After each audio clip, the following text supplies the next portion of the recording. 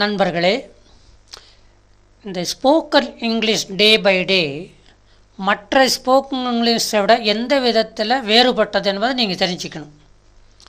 இதில் மேலே ஒரு தலைப்பு கொடுத்துருக்கோம் பாருங்கள், குரூப்ஸ் ஆஃப் ஒக்காபுலரி, அதாவது சொற்களின் தொகுதிகள்.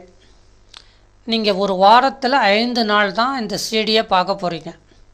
ஒவ்வொரு நாளும் 10 நிமிடத்திலிருந்து 15 நிமிடம் வரை இதை பார்க்க போகிறீங்க. அப்போது ஒவ்வொரு நாள் நாம் தரக்கூடிய சொற்களின் தொகுதிகள் உங்களுடைய உள்ளத்தில் பதிந்துவிடும். அது மட்டும் இல்லை, ஒவ்வொரு சொல்லை எப்படி பயன்படுத்துவது என்பதையும் நீங்கள் கற்றுக்கொள்ளப் போகிறீர்கள். இவ்வாறு கற்றுக்கொள்வதால் என்ன லாபம்? உங்களுக்கு தெரியாமலேயே பல சொற்கள் மனப்பாடமாகிவிடும். இரண்டாவது லாபம் என்னன்னு கேட்டிங்கன்னா, அந்த சொற்களை எப்படி பேசும் பொழுது பயன்படுத்துவது, பிழை இல்லாமல் எப்படி எழுதுவது என்பதையும் நீங்கள் கற்றுக்கொள்வீர்கள். இதுக்காக நீங்கள் தனியாக ஸ்ட்ரெயின் பண்ண வேண்டியதே இருக்காது. இதை பார்த்துக்கிட்டே இருந்தீங்கன்னா போதும், உங்களுக்கு அந்த ஒக்காபுலரி சொற்கள் நாளுக்கு நாள் எண்ணிக்கையில் வளர்ந்து கொண்டே வரும். அதுவும் இல்லாமல் எப்படி at, in, on, under, over, below, in front of, at the back of, until, till இதெல்லாம் எப்படி உபயோகப்படுத்துகிறாங்க இங்கிலீஷில். ஏன்னா உங்களுக்கெல்லாம் தெரிஞ்சிருக்கும், இங்கிலீஷ் பேசுகிறது ஈஸி. ஏன் ஈஸின்னு சொன்னாங்கன்னா, இந்த ப்ரிப்போசிஷன்ஸ் இருக்குது பாருங்கள், in, on, under, over, for, from, to, till, until இதெல்லாம் வச்சு தான் இந்த செயின் மாதிரி கோர்த்து கோர்த்து வாக்கியங்களை எழுதவும் பேசவும் வேண்டியிருக்குது. ஆகையினால் இந்த பயன்படுத்தும் விதத்தை நீங்கள் இந்த சிடியின் மூலம் தெரிந்து கொண்டீர்களானால் செல்ஃப் கான்ஃபிடென்ஸ் உங்களுக்கு வளரும். இங்கிலீஷ் பேச வேண்டும், பேச முடியும் என்ற செல்ஃப் கான்ஃபிடென்ஸ் வளரும். அதை வளர்க்குறதுக்காகத்தான் இந்த மாதிரி ஒன்று தயார் பண்ணியிருக்கோம். வாரம் நீங்கள் உங்களுடைய ஸ்போக்கன் இங்கிலீஷ் எபிலிட்டி, அந்த திறமையை வளர்த்துக்கிறதோடு பல சொற்கள் நீங்கள் பயன்படுத்தும் விதத்தை பற்றி அறிந்து கொள்வீர்கள். இப்போ டே 1 முதல் நாள் என்ன கற்றுக்கலாம் பாருங்கள். ஏ, இங்கிலீஷில் 26 எழுத்துக்கள். முதல் எழுத்து ஏ. இங்கே என்ன கொடுத்துருக்கோன்னா, ஏ நவுன். நவுன் என்ன, பெயர் சொல்னு அர்த்தம். The first letter of the English alphabet, English எழுத்துக்களின் முதல் எழுத்து ஏ. A grade given to a student's work as very good, excellent or superior in quality. சில ஸ்கூல்ஸில் கிரேட் கொடுப்பாங்க, அதான் மார்க் கொடுக்க மாட்டாங்க. A grade, B grade, C grade, D grade, E கிரேடுன்னு வச்சுருப்பாங்க. ஒரு பையனுடைய கார்டில், அதாவது ரிப்போர்ட்டில், மார்க் ரிப்போர்ட்டில் ஏன்னு போட்டாங்கன்னா அந்த பையன் வெரி குட் வாங்கியிருக்கான்னு அர்த்தம், அல்லது எக்ஸலண்ட்டாக படிக்கிறான்னு அர்த்தம், சுப்பீரியராக இருக்கிறான்னு அர்த்தம். 3வது பாயிண்ட் பாருங்கள், denoting a film meant for adults only. வயது வந்தவர்களுக்கு மட்டும் சில படங்களை விளம்பரப்படுத்துகிறாங்க இல்லையா, அப்போ ஏன்னு போட்டிருப்பாங்க. நீங்கள் ஏன்னு கேட்கணும்.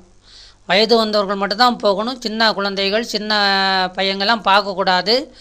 ஏன்னா அது 2 விதமான விஷயங்கள் வரும். ஒரு விஷயம் இந்த தாம்பத்திய சுகத்தை பற்றி வரும், இன்னொரு விஷயம் பயங்கரமான விஷயம் வரும், பேய், பிசாசு, டிடெக்டிவ் இந்த மாதிரி. அடுத்தது பாருங்கள், பிளட் குரூப். ஏ பிளட் குரூப். ஏ பிளட் குரூப், ஏ பிளட் குரூப் உள்ளவங்களுக்கு தான் சேரும். அந்த மாதிரி ஏ என்ற உடனே எத்தனை விதமான அர்த்தம் வருது பாருங்கள். அதெல்லாம் நம்ம இந்த 4 பாயிண்ட்ஸ் மூலமாக கொடுத்துருக்குறோம். இப்போ ஆன். ஆன் என்ன அர்த்தம்னா 1ன்னு அர்த்தம். இது என்ன, ஐஎன்டிஇஎஃப் ஒரு புள்ளி போட்டு ஆர்ட் போட்டிருக்கோம், இன்டெஃபினிட் ஆர்டிக்கிள். அதாவது ஏ ஆன் இந்த 2மே இன்டெஃபினிட் ஆர்டிக்கிள்ஸ் தான்.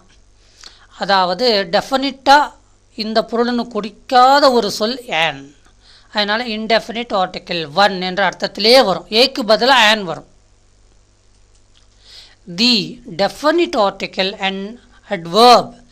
தி என்பது 2 வகையாக இலக்கணத்தில் உபயோகமாகும். முதல் வகை டெஃபினிட் ஆர்டிக்கிள், அடுத்தது அட்வெர்ப், அதாவது வினை உரிச்சொல்லாக வரும்.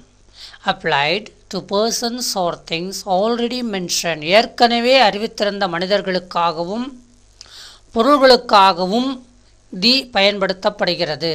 முதல்ல வரும்பொழுது தி சொல்லக்கூடாது. ஐ சா தி பாய்னா ஏற்கனவே தெரிஞ்ச பையன் அர்த்தம். ஐ சா ஏ பாய்னா புதுசாக ஒரு பையனை பார்த்தேன்னு அர்த்தம். Use to give Mphasis. இப்போ தி போட்டு ஒரு வார்த்தையை ஒரு வார்த்தைக்கு முன்னாடி தி போட்டோம்னா அழுத்தம் திருத்தமாக சொல்கிறோன்னு அர்த்தம். அடுத்தது பாருங்கள், தி அட்வர்பாக வரும் பொழுது used before an adjective in a comparative sentence, அதாவது ஒப்பு நோக்குதல். அந்த மாதிரி வாக்கியங்களில் அட்ஜெக்டிவுக்கு முன்னாடி, பெயர் உரிச்சலுக்கு முன்னாடி தி வரும். A and the articles. We use A with singular nouns, அதாவது ஒருமை பெயர்ச்சொற்களுக்கு முன்னால் ஏற்படும். only which begin with consonant sounds. இப்போ 26 எழுத்துக்களை 2 விதமாக பிரிச்சிருக்கிறோம். வவல் சவுண்ட்ஸ் உள்ள எழுத்துக்கள், கான்சனன்ட் சவுண்ட்ஸ் உள்ள எழுத்துக்கள். இப்போ AEIOU உயிரெழுத்துக்கள்னு சொல்கிறோம். அதாவது இந்த எழுத்துக்களை உச்சரிக்கும் பொழுது உயிரெழுத்து ஓசை வருகிறது. மற்ற 21 எழுத்துக்கள் கீழே பாருங்கள், கான்சனன்ட்ஸ் BCDFGHKLMNPQRSTVWXYZ, இது எல்லாமே 21 எழுத்துக்கள் கான்சனன்ட் சவுண்ட்ஸோடு ஆரம்பிக்கிற எழுத்துக்கள். இந்த ஏ எப்போ போடுவோம்? ஒரு வார்த்தை கான்சனன்ட் சவுண்டோடு ஆரம்பிப்பதாக இருந்தால் அந்த வார்த்தைக்கு முன்னால் ஏ வரும். உதாரணங்கள் பாருங்கள், examples: a book, a house, a horse, a man, a town, a uniform. Sounds like you. நீங்கள் யூனிஃபார்ம்னு சொல்லக்கூடாது, யூனிஃபார்ம்னு சொல்ல. யூனிஃபார்ம் எப்படி சொல்லணும்? A uniform, a university, a unit. அந்த இடத்துல கொஞ்சம் உச்சரிப்பு பாருது பார்த்தீங்களா? யூனிட்னு சொல்லக்கூடாது, unit. A and the articles. We use an with singular nouns which begin with vowel sounds. இந்த vowel sounds AEIOயோட ஆரம்பிக்கிற எழுத்துக்களுக்கு முன்னால் an போடணும். Examples: an examination, E; an exercise, E; an R. என்ன சார் H வந்திருக்கு, நீங்கள் an போட்டீங்கன்னு கேட்கலாம். இந்த H is silent. அப்போ எப்படி உச்சரிக்கும் பாருங்கள், சவுண்ட்ஸ் லைக் R. ஹார்னு சொன்னால் தப்பு, ஹெச் உச்சரிக்கக்கூடாது, an hour. A and the articles தொடருது. We use article a or an when we speak of some one or something for the first time. முதலாக ஒரு ஆளை பற்றியோ அல்லது ஒரு பொருளை பற்றியோ பேசும் பொழுது பெயர் சொல்லுக்கு முன்னாடி ஏ அல்லது ஆன் போடணும். உதாரணம் பாருங்கள், ராணி saw an artist painting by the river. நதிக்கு அருகில் ஒரு கலைஞர் வர்ணம் பூசுவதை ராணி பார்த்தாள். A stranger knocked at our door. ஒரு ஸ்ட்ரேஞ்சர்னா அறிமுகமற்றவர்னு அர்த்தம். knocked at our புதியவர்னு அர்த்தம். ஒரு புதியவர் எங்களுடைய வீட்டை தட்டினார், கதவை தட்டினார். knocked at, knocked வந்து அட்டு பக்கத்திலே வரணும். knocked our doorனா தப்பாக போயிடும். A and the article தொடருது. We use A or an with singular nouns only. ஒருமை பெயர் சொல்லுக்கு முன்னாடி தான் ஏ அல்லது ஆன் வரும். எக்ஸாம்பிள்ஸ் பாருங்கள், சிங்குலர் நவுன்ஸுக்கு எ கேர்ள், கேர்ள் என்பது சிங்குலர் நவுன், ஒரு பெண். an orange, ஒரு orange. A and the articles. A and இந்த 3 ஆர்டிகிள்ஸ் எங்கே எந்த இடத்துல எப்படியெல்லாம் பயன்படுத்தலாம் என்பதை இனிமேல் பார்க்க போகிறோம். We also use A before adjectives with consonant sounds and before adjectives with vowel sounds. அதாவது கான்சனன்ட் சவுண்ட் வர்ற வார்த்தைக்கு முன்னாடி ஏ போடணும், வவல் சவுண்ட் வார்த்தைக்கு முன்னாடி ஆன் போடணும். A bar an plus adjective plus singular noun. an honest shopkeeper. இந்த வாக்கியத்தில் இந்த ஒரு சொற்றொடரில் honest என்பது அட்ஜெக்டிவ், ஷாப்கீப்பர் என்பது நவுன், சிங்குலர் நவுன், ஒருமை பெயர்ச்சொல்.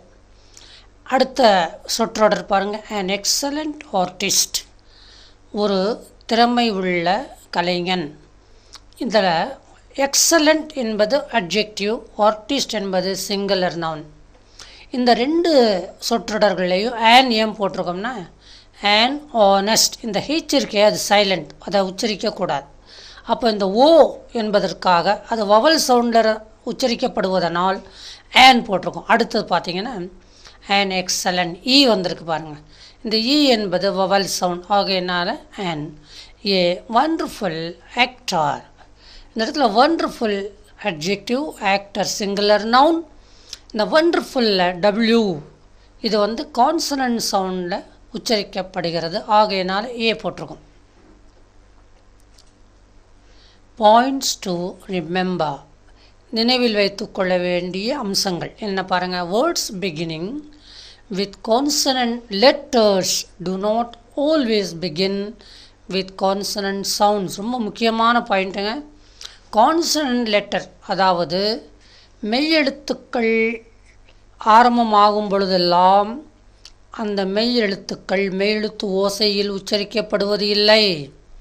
இன் தி சேம் வே, இதை போலவே words starting with vowel letters may not begin with vowel sounds. எழுத்துக்கள் அதாவது உயிரெழுத்துக்கள் எங்கெங்கு ஆரம்பமாகின்றதோ அந்த வார்த்தைகளில் உள்ள உயிரெழுத்துக்கள் எல்லாம் உயிரெழுத்து ஓசையில் உச்சரிக்கப்படுவதில்லை. ஆகையினால் நம்ம சில சமயத்தில் கான்சனன்ட் சவுண்டுக்கு முன்னால் போட மாட்டோம், ஆன் போடுவோம். அதே மாதிரி வவல் சவுண்டு வந்தால்தான் வவல் சவுண்டு வரவில்லை என்றால் an. Take note of the sound at the beginning of a word when choosing between the articles a and an. and இந்த இரண்டு ஆர்டிகிள்ஸுக்கு எப்படி பயன்படும் என்ற முறையில் பார்த்தால், வார்த்தையின் ஆரம்பத்தில் முதல் எழுத்து எப்படி உச்சரிக்கப்படுகிறது அதை பொறுத்தே an போடணும். மறுபடியும் சொல்கிறேன், ஒரு வார்த்தையின் முதல் எழுத்து கான்சனன்ட் சவுண்டில் இருந்தால் அப்போது ஏ போடணும். வவல் சவுண்டில் இருந்தால் தான் ஆன் போடணும். ஓகே, இப்போ சில உதாரணங்களை பார்ப்போமே. எக்ஸாம்பிள்ஸ். அண்ட் எக்ஸாமினேஷன், இந்த வார்த்தையில் எக்ஸாமினேஷன் வார்த்தையில் இ என்பது வவல் சவுண்ட், ஆகையினால் on. And exercise, E vowel sound, therefore on. அடுத்த மூணாவது வார்த்தை பார்த்தீங்கன்னா ஆன் ஆர். ஹெச் வந்து கான்சனன்ட் லெட்டர் தானே, ஏன் நீங்கள் ஆன் போட்டிருக்கிறீங்க, தானே போடணும் அப்படின்னு ஒரு சந்தேகம் வரும். ஆனால் இந்த வார்த்தையில் ஹெச் என்பது சைலண்ட். ஆகையினால பாருங்கள், ப்ராக்கெட்டில் என்ன கொடுத்துருக்கோம், sounds like our. Uniform sounds like YU. இந்த இடத்துல யூனிஃபார்ம் என்பது UPQRSTU அந்த உச்சரிப்பு வரலை, YU என்ற உச்சரிப்பு வரனால தான். எப்படி உச்சரிக்கணும்னு கேட்டிங்கன்னா யூனிஃபார்ம், யூனிஃபார்ம், யூனிவர்சிட்டி, யூனிட். அப்போது YU முன்னாடி வச்சு உச்சரிக்கிறோம். ஆகையினால் ஒய் என்பது consonant sound, so we use instead of on.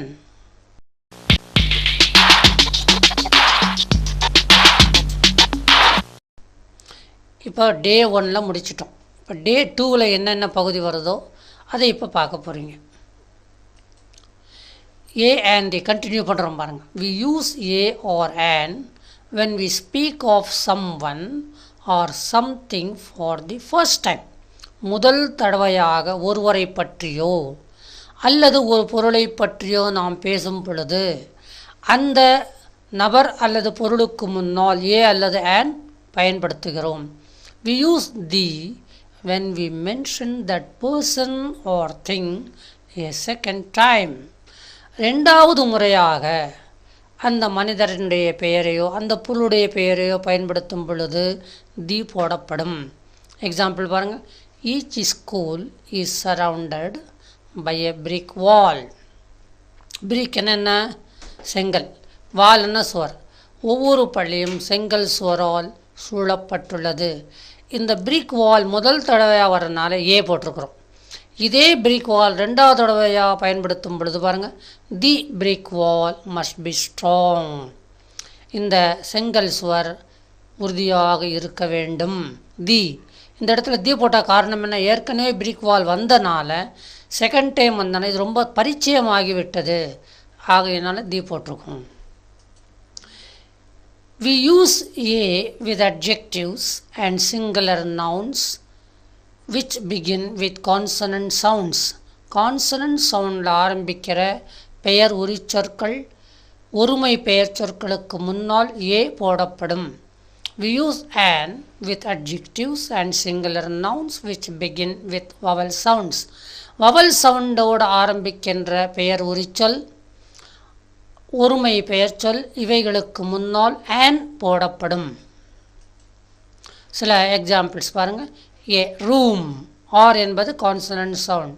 A bright room, இந்த இடத்துல பிரைட் என்பது adjective. B consonant sound. Room noun, bright adjective தனித்தனியாக கொடுத்துருக்கோம். எக்ஸாம்பிள், இன்னொரு example, an air pollution road. இந்த இடத்துல ஏர், ஏ என்பது வவல் சவுண்ட், ரோடு என்பது நவுன், ஏர் பொல்யூஷன் என்பது அட்ஜெக்டிவாக பயன்படுத்தப்பட்டிருக்கிறது.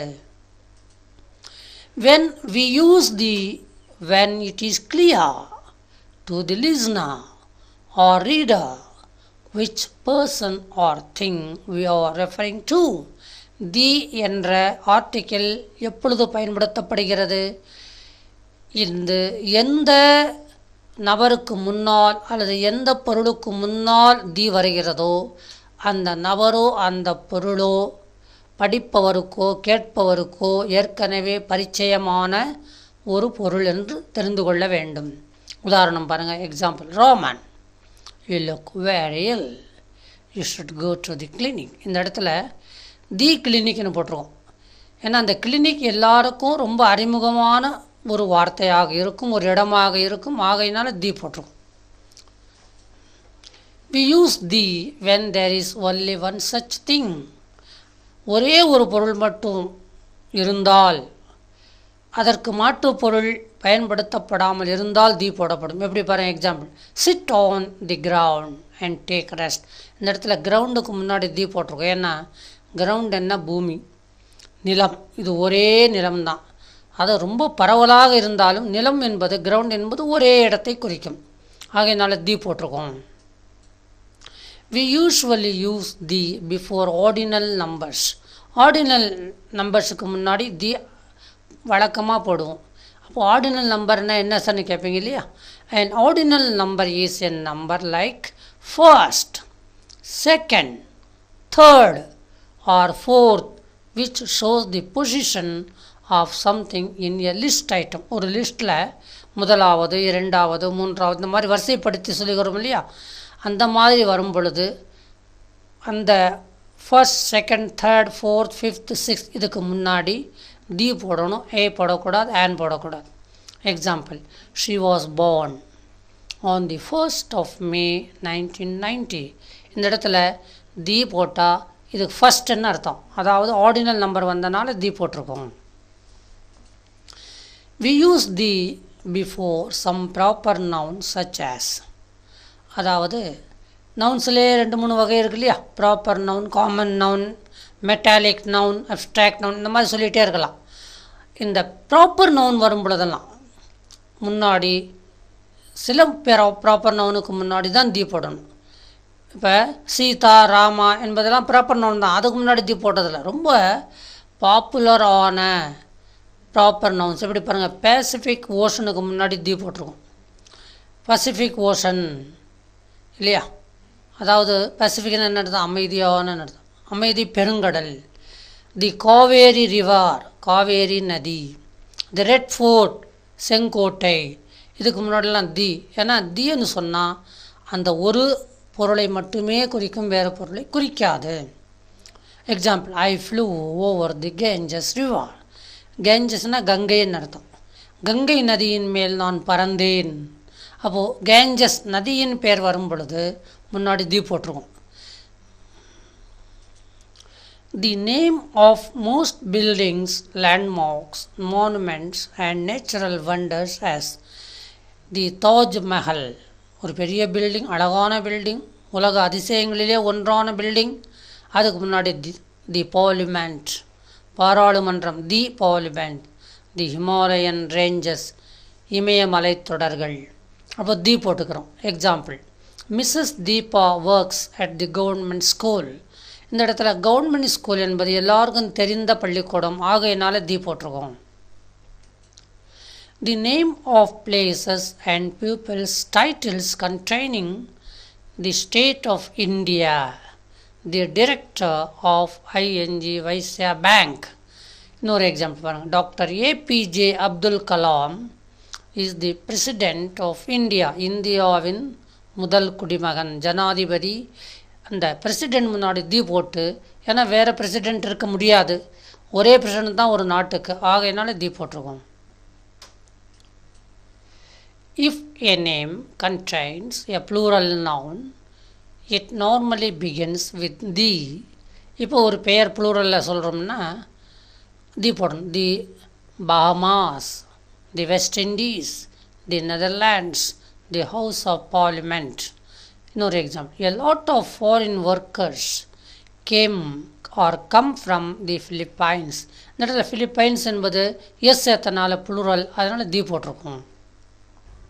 Points to remember. We do not use the before the name of a sport or a game, name of a color, name of an illness. The diarrhea னு சொல்லக்கூடாது, the red னு சொல்லக்கூடாது.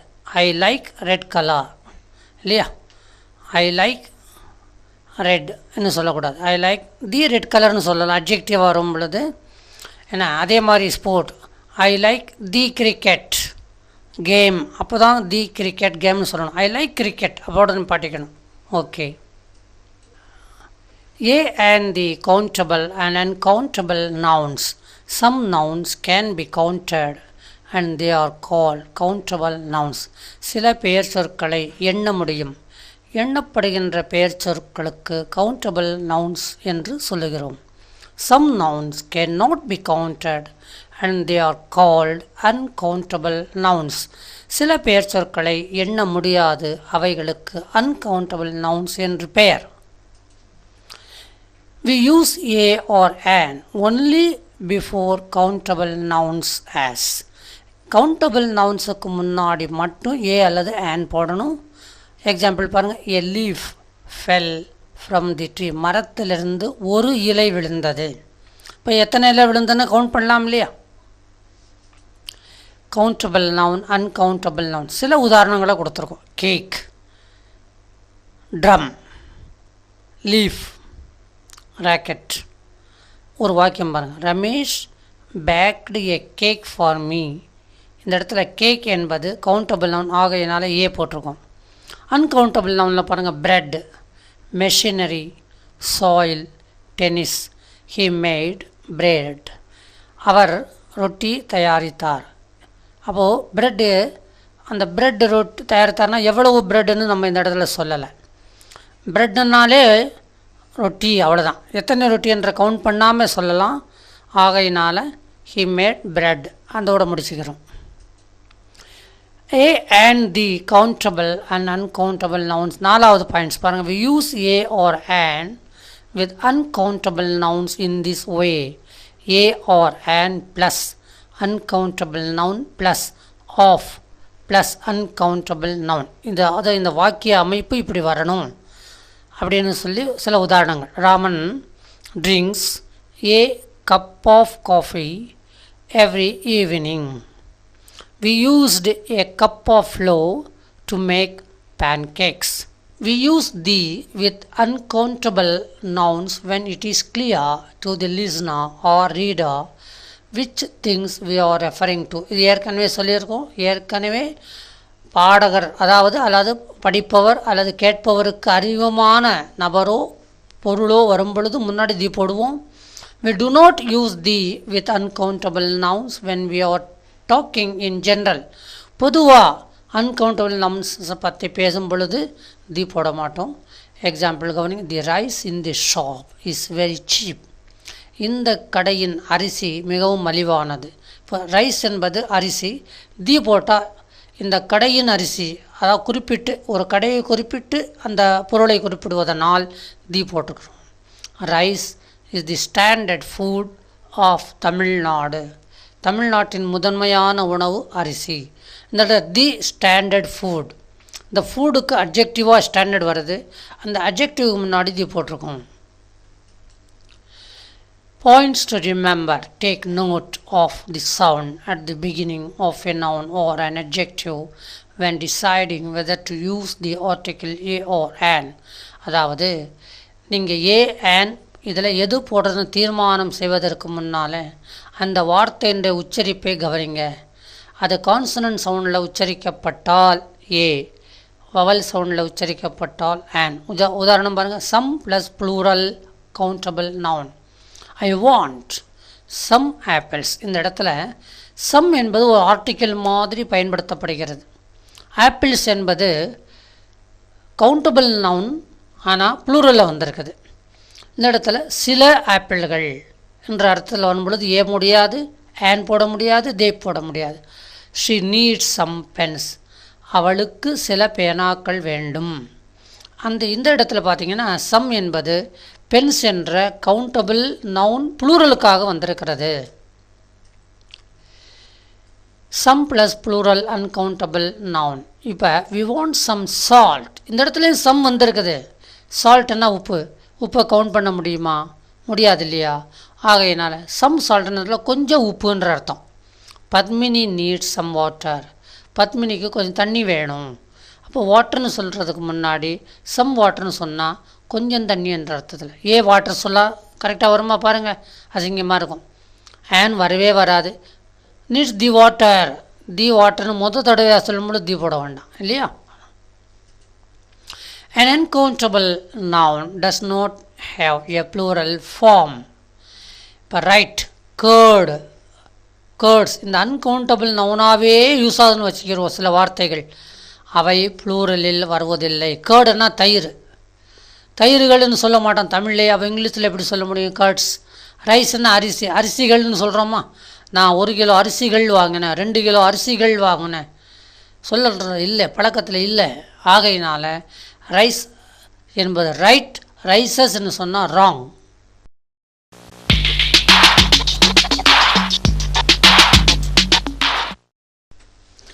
இது ரொம்ப முக்கியமான டே 4 lesson. என்ன பாருங்கள், ஐ என்ன நம்ம என்ன நினைக்கிறோம்? இங்கிலீஷில் ஐ என்ன நான் தான் சொல்லித்தரோம். ஆனால் ஐ என்பதற்கு 4 அர்த்தம் இருக்குது பாருங்கள். நான், எனக்கு, என்னிடம், என்னால். என்ன சார் புதுசாக சொல்கிறீங்களேன்னா, அந்த வாக்கியத்தின் அமைப்பை பொறுத்து ஐ என்பதற்கு அர்த்தம் மாறுகிறது. உதாரணங்களை பார்த்தா உங்களுக்கு புரிஞ்சிடும். இப்போ நான், ஐ ஆம் ஏ டாக்டர். நான் ஒரு டாக்டர், கரெக்டு தானே? இப்போ எனக்கு என்ற அர்த்தத்தில் வருவ பாருங்கள், ஐ நோ தமிழ். எனக்கு தமிழ் தெரியும். இந்த இடத்துல ஐ என்பதுக்கு நான் தமிழ் தெரியும். ஐயோ தப்பாக இருக்கே. நான் தமிழ் அறிவேன் அப்படி தான் சொல்லணும். ஆனால் எத்தனை பேர் இப்படி சொல்லுவாங்க? ஜென்ரலாக சொல்கிறதெல்லாம் எனக்கு தமிழ் தெரியும். அடுத்தது 3வது பாருங்கள், என்னிடம் என்ற அர்த்தத்தில் ஐ வருது பாருங்கள். I have a computer. என்னிடம் ஒரு கம்ப்யூட்டர் இருக்கிறது இல்லையா? நான் ஒரு கம்ப்யூட்டர் வைத்திருக்கிறேன் என்றதை விட என்னிடம் ஒரு கம்ப்யூட்டர் இருக்கிறது ரொம்ப சிம்பிள் மீனிங் தரக்கூடிய வாக்கியம். I can do this work. இப்போ ஐ என்பது நான் இந்த வேலையை செய்ய முடியும் அப்படி தானே அர்த்தம். ஆனால் இதுக்கு நல்ல கிளியர் அர்த்தம் சொல்லணும்னா என்னால் இந்த வேலையை செய்ய முடியும்.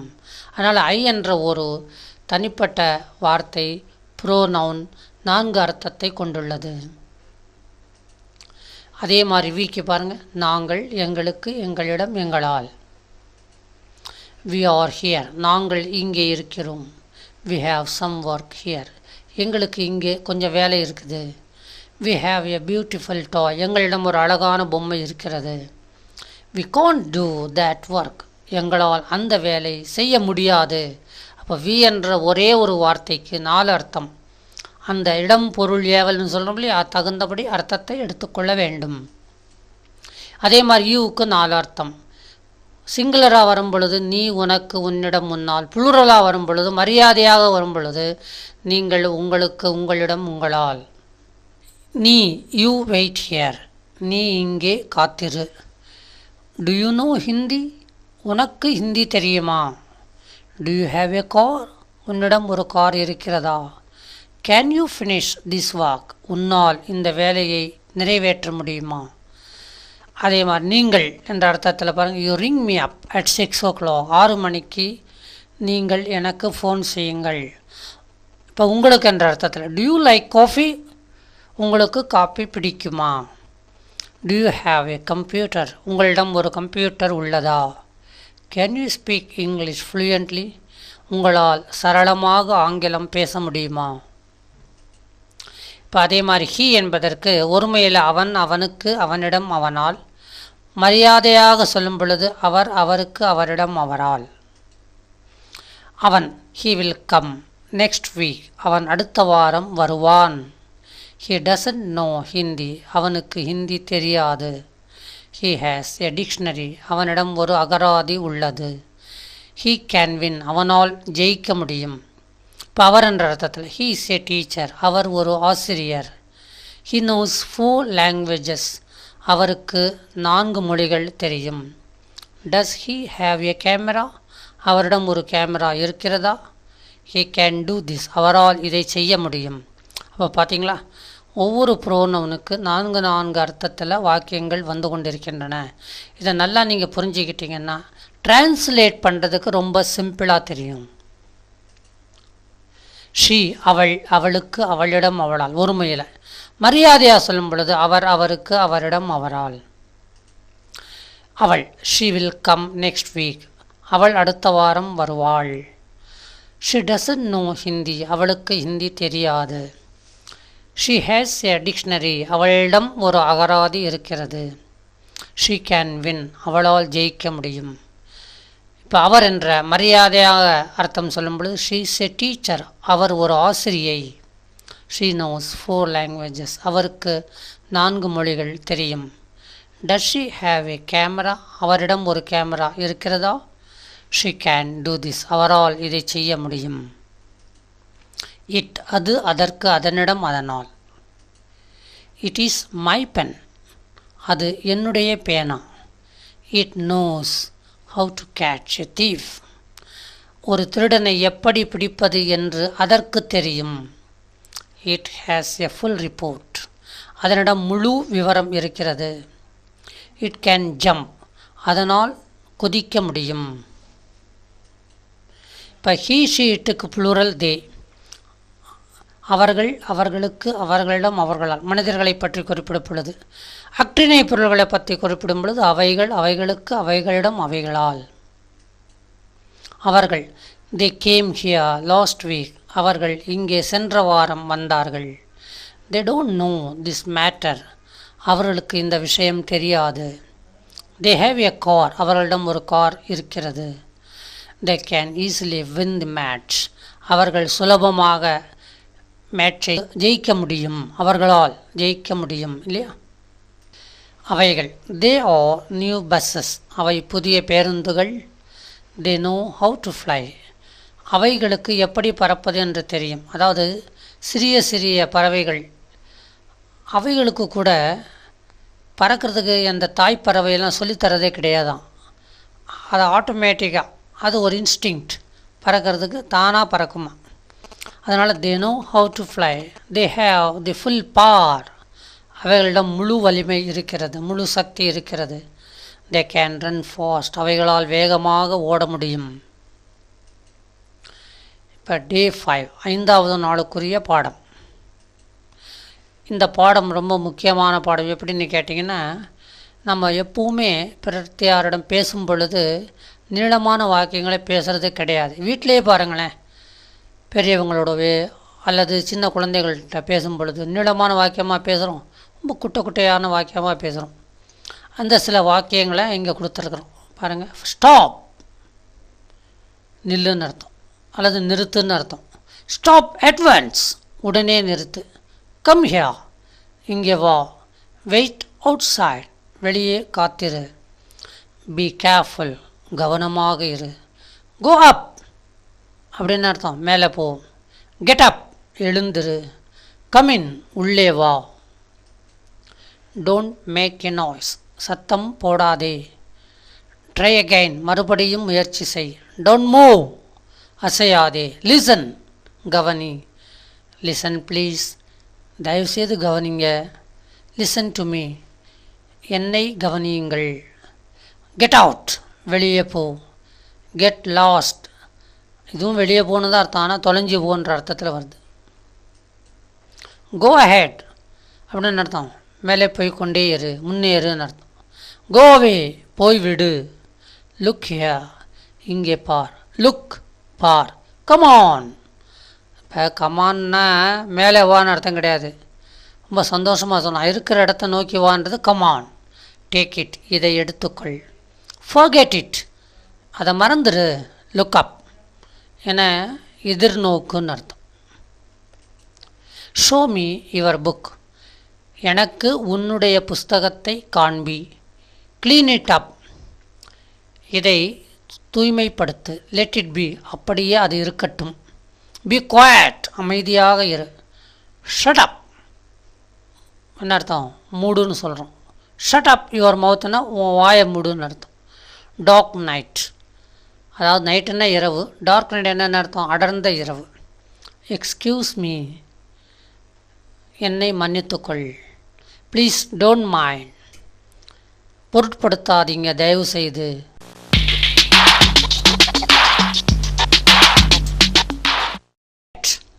Preposition used to indicate the location of a thing in a particular place. ஒரு பொருள் ஓரிடத்தில் இருப்பதை குறிக்க அட் என்னும் முன்னிடை பயன்படுத்தப்படுகிறது. இப்போ கல்லூரி மாணவர்களாக இருந்தாலும் சரி, பள்ளி மாணவர்களாக இருந்தாலும் சரி, இங்கிலீஷ் பாடங்களை படிக்கும் பொழுது அட்டு வருவதை கவனிச்சிருப்பீங்க. ஆனால் இந்த அட்டு ஏன் வருது, எங்கே வருது, எப்படியெல்லாம் வருது என்பதை நீங்கள் கவனிக்க தவறியிருக்கலாம். ஒரு 2 பாயிண்ட்ஸ் ஞாபகத்தில் வச்சுருக்கலாம். ஆனால் இங்கே இந்த சிடியில் 19 வகையாக அட் என்ற ப்ரிப்போசிஷன், தமிழில் முன்னிடைன்னு சொல்லுவோம், பயன்படுத்தப்படுகிறது என்பதை இப்பொழுது நீங்கள் தெரிந்து கொள்ளப் போகிறீர்கள். இந்த மாதிரி அட்டு எங்கெல்லாம் எப்படியெல்லாம் பயன்படுத்தப்படுகிறது என்பதை தெரிந்து கொண்டால் என்ன லாபம்? நீங்கள் எழுதும் போதும் பேசும் போதும் தப்பில்லாமல் எழுதவும் பேசவும் முடியும். ஒரு தன்னம்பிக்கையோடு அட்டை பயன்படுத்தலாம். அதுக்கு உதாரணங்களும் கொடுத்துருக்குறோம். இப்போ முதல் பாயிண்ட் என்ன பாருங்கள். ஒரு பொருள் ஓரிடத்தில் இருப்பதை குறிக்க அட் என்னும் முன்னிடை பயன்படுத்தப்படுகிறது. சில உதாரணங்களை பாருங்கள். I bought this book at the railway station. Televisions are sold at the departmental stores. Computers are bought at the new branch of the office. இந்த அட்டு அந்த இடத்தை குறிக்குது. ரெண்டாவது point, used to indicate the location of a person in a place. ஒருவர் ஓரிடத்தில் இருப்பதை குறிக்க at பயன்படுத்தப்படுகிறது. ஒரு தனிப்பட்ட நபர் எங்கே இருக்கிறாருன்னு கேட்டிங்கன்னா அந்த ஒரு இடம் சொல்லுவோம் இல்லையா, அந்த இடத்தை குறிக்கும் பொழுது அட் பயன்படுத்துகிறோம். பாருங்கள் உதாரணத்தை. He must be at his office now. இப்பொழுது அவர் தம்முடைய அலுவலகத்தில் இருப்பார். The manager is at home. இந்த அட் ஹோம்னு வரும்பொழுது வீட்டில் என்ற அர்த்தத்தில். You may find him at the post office. He மெட் ஹர் அட் தி ஏர்போர்ட். மூன்றாவது பாயிண்ட், இண்டிகேட்ஸ் எ பிளேஸ். இட வகையில் ஒரு குறிப்பிட்ட இடத்தை குறிக்க அட் பயன்படுத்தப்படுகிறது. தி abandoned bungalow is at the end of the road. பங்களா எங்கே இருக்குது? அப்பா இந்த சாலையின் கோடியில் இருக்குதுப்பான்னு சொல்கிறோம். அப்போ இந்த இடத்துல at the end of the roadன்னு சொல்கிறோம். He halted for a while at the end of the road. The shop is at the corner of the street. He changed his train at Chennai. What is there at the end of the world? இப்போ பாருங்கள், இந்த வாக்கியம் கொஞ்சம் நவீனமான வாக்கியம். What is there at the end of the world? உலகத்தின் முடிவில் என்ன இருக்கும்? என்ன இருக்கும்? எல்லாமே போயிடும் இல்லையா? உலகத்தின் முடிவில் என்ன இருக்க போகிறது? ஒன்றுமே இருக்காது. ஆண்டவன் படைச்சா அவரே அளிப்பார் இல்லையா? நாலாவது point, used to indicate one or did you not meet them at the conference. கான்ஃபரன்ஸ்னா மாநாடு. Her parents were not present at the meeting. The players quarreled at the match. அஞ்சாவது point, used to indicate a place where some action is going on. ஒரு இடத்தை அங்கு நடக்கும் நடவடிக்கைகளின் அடிப்படை கொண்டு குறிப்பிட at பயன்படுகிறது. She was at the theater seeing the movie. She works at the computer office. Is she still working at the company?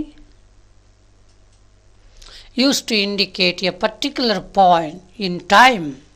கால வகையில் ஒரு நேரத்தை குறிக்க at பயன்படுகிறது. The train starts at 7 a.m. The boy met his friends at 8 p.m. இந்த அட்டுக்கு பதிலாக இன் போட்டால் தப்பாக போயிடும்.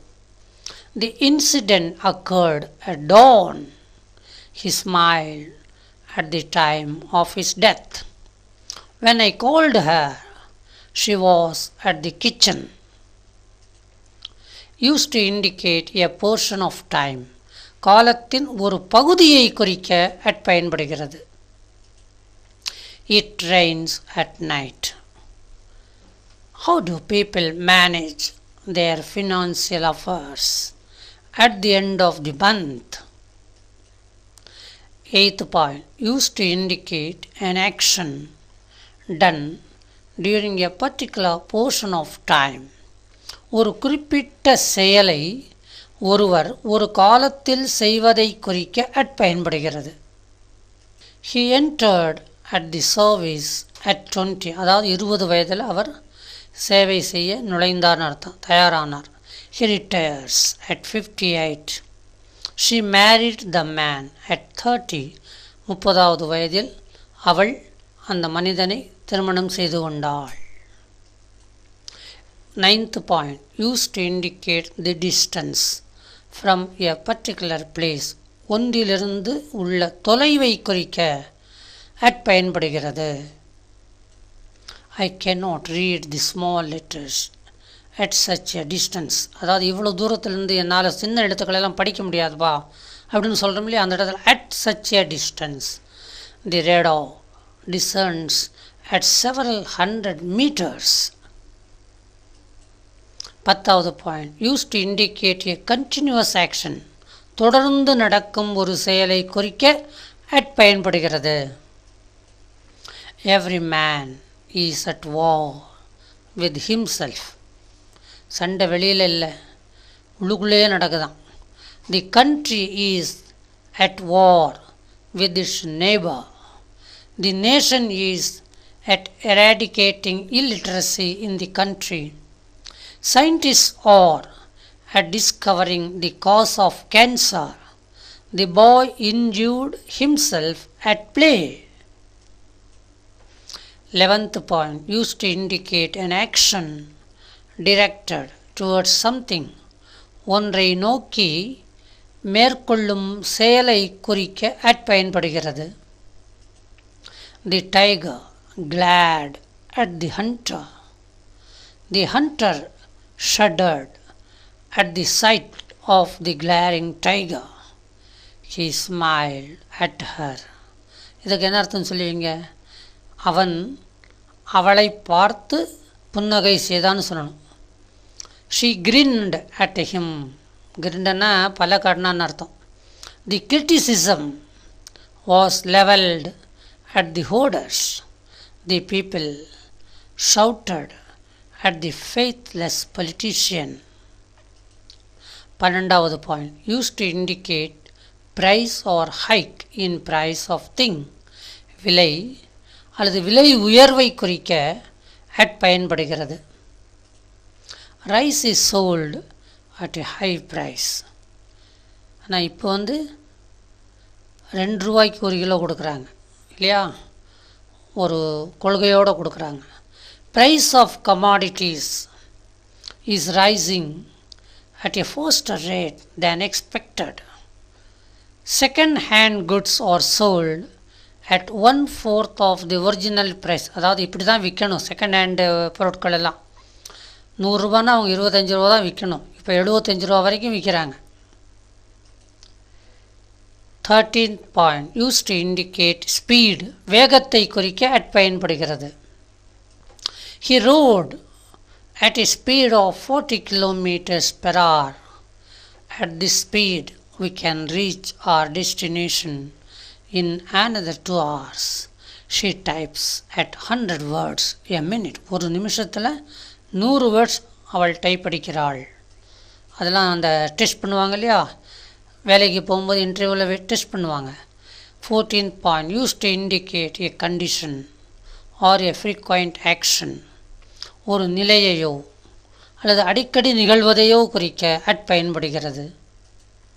She coughs at every 2 minutes. Sir 2 நிமிஷத்துக்கு ஒரு தடவை இருமுறா சார் அப்படி சொல்கிறோம் பாருங்கள். at every 2 minutesனால் 2 நிமிஷத்துக்கு ஒரு தடவை. Even at the first attempt he was quite successful. 15வது point, used to indicate a failure in an endeavor. செய்ய முயன்று அது சரிவர செய்து முடியாமல் இருப்பதை குறிக்க at பயன்படுகிறது. The drowning man, மூழ்குகின்ற மனிதன் அர்த்தம். Clutched at a plank of wood. Can you guess at the meaning of what he says? 16வது point, used to indicate an answer to an invitation. விடை பகரும் வகையில் at பயன்படுகிறது. The staff attended the meeting at the invitation of the chairman. They rushed to the platform at the gesture of the speaker. 17வது point, used to indicate superlative in connection with his hair. his hair போன்றவற்றுடன் ஏற்றுயர்படி superlative படி இணைந்து வருவதை குறிக்க at பயன்படுகிறது. Her cooking is at its best today. இதில் superlative degree best, அதுக்கு முன்னாடி at வந்திருக்கு.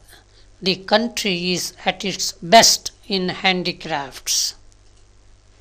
18வது point, used before certain nouns. சில பெயர் சொற்களுக்கு முன்னால் at பயன்படுகிறது. He is genius at mathematics. மேத்தமேட்டிக்ஸில் அவர் பெரிய அறிவாளி. அப்போது மேத்தமேட்டிக்ஸில் பெரிய அறிவாளின்னா கணக்கு போடுறது ரொம்ப கெட்டிக்காரன்னு சொல்கிறோம் இல்லையா, அப்போ at போட்டால் போகிறோம்.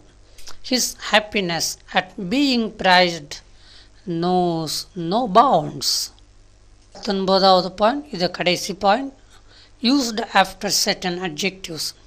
சில பெயர் உரிச்சொற்களை அடுத்து at பயன்படுகிறது. We were amazed at his skill. skill என்பது noun, his பெயர் உரிச்சொல். He is good at sports.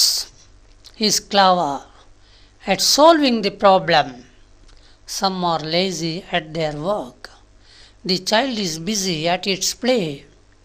We were amused at the gesticulations of the speaker. We were delighted at the happy outcome of our endeavors.